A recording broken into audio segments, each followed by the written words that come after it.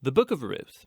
It's a brilliant work of theological art, and it invites us to reflect on the question of how God is involved in the day-to-day joys and hardships of our lives. There are three main characters in the book: Naomi the widow, Ruth the Moabite, and Boaz the Israelite farmer.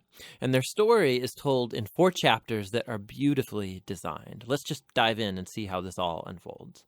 Chapter 1 opens with this line, "In the days when the judges ruled," and it reminds us of the very dark and difficult days from the book of Judges. And here we meet an Israelite family in Bethlehem, struggling to survive through a famine. And so in search of food, they move on to the land of Moab, Israel's ancient enemy. And there the father of the family dies, and the sons marry 2 Moabite women, Ruth and Orpah. And then the sons, they die too. And so they leave only Naomi and these new daughters-in-law. And so Naomi, she has no reason to stay anymore. And so she tells her new daughters-in-law that she's moving back home. And Naomi, she knows that the life of an unmarried foreign widow in Israel is going to be very hard. And so she compels the women to stay behind. Orpah agrees, but Ruth does not. She shows remarkable loyalty to Naomi, and she says, "Wherever you go, I'm going to go. Your people will become my people, and your God will become my God." And so the two of them return to Israel together. And the chapter concludes with Naomi changing her name to Mara, which means bitter in Hebrew, and she laments her tragic fate. Chapter 2 begins with Naomi and Ruth discussing where they're going to find food. And it just so happens to be the beginning of the barley harvest. And so Ruth goes out to look for food, and it just so happens that she ends up picking grain in the field of a man named Boaz, who just so happens to be Naomi's relative. We're told that Boaz is a man of noble character, and he notices Ruth. And so after finding out more about her story, he shows remarkable generosity to her. He makes these special provisions so that the immigrant Ruth can gather grain in his field. And in doing so, Boaz is actually obeying an explicit command of the Torah to show generosity to the immigrant and the poor. Boaz is so impressed by Ruth's loyalty to Naomi. He prays for her that God will reward her for her boldness. So Ruth comes home that day, and Naomi finds out that she met Boaz, and she is thrilled. She says Boaz is their family redeemer. Now, this family redeemer thing, this was a cultural practice in Israel where if a man in the family died and he left behind a wife or children or land, it was the family redeemer's responsibility to marry that widow, to take up the land and protect that family. So Naomi, she begins to hope that perhaps there might still be a future for her family. Chapter 3 begins with Naomi and Ruth making a plan to get Boaz to notice their situation. So Ruth is going to stop wearing clothes of a grieving widow, and she's going to show signs that she's available to be married. And so Ruth goes to meet Boaz on the farm that night. And as she approaches, Boaz wakes up and he's totally startled. And Ruth makes her intentions very clear. She asks if Boaz will redeem Naomi's family and marry her.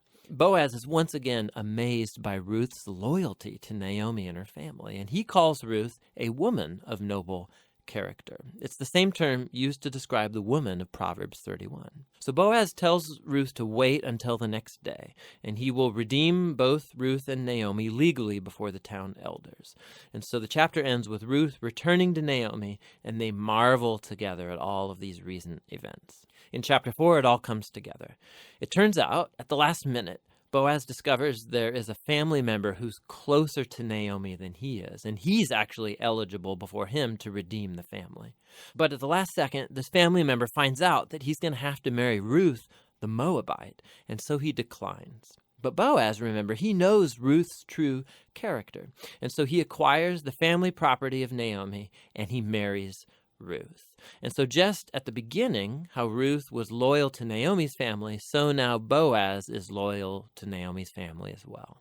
The story concludes with a reversal of all of the tragedies from chapter 1. So the death of the husband and the sons is reversed as Ruth is married again and gives birth to a new son, granting joy to Naomi. And this symmetry between the opening and the closing, it's even more remarkable. So remember, the opening tragedy was followed by a great act of loyalty on the part of Ruth. And that is now matched by Boaz's act of loyalty that leads to the family's final restoration. And this symmetry, it highlights the design of the internal chapters as well. So each of the chapters begins with Naomi and Ruth making a plan for their future, and that's followed by a providential meeting between Ruth and Boaz, and each chapter concludes with Naomi and Ruth rejoicing at what's taken place. This story is beautifully designed, and that design actually connects with a really interesting feature of the story, and that's how little God is mentioned. Right? The characters talk about God a few times, but the narrator actually never once mentions God doing anything directly in the story, and that's its brilliance. Because God's providence is at work behind every scene of this story, weaving together the circumstances and choices of all these characters. So Naomi, her tragedy leads her to think that God is punishing her, but actually the whole story is about God's mission to restore her and her family.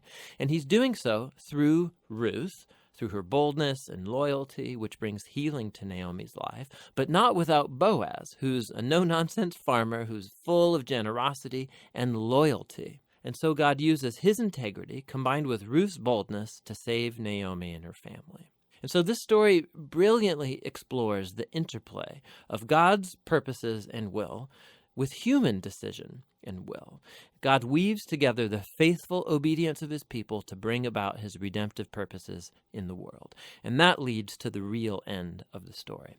The book of Ruth concludes with a genealogy, showing how Boaz and Ruth's son, Oved, was the grandfather of King David, from whom came the lineage of the Messiah.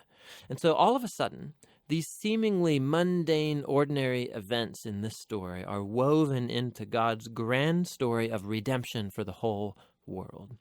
And so the book of Ruth invites us to consider how God might be at work in the very ordinary, mundane details of our lives as well. And that's what the book of Ruth is all about.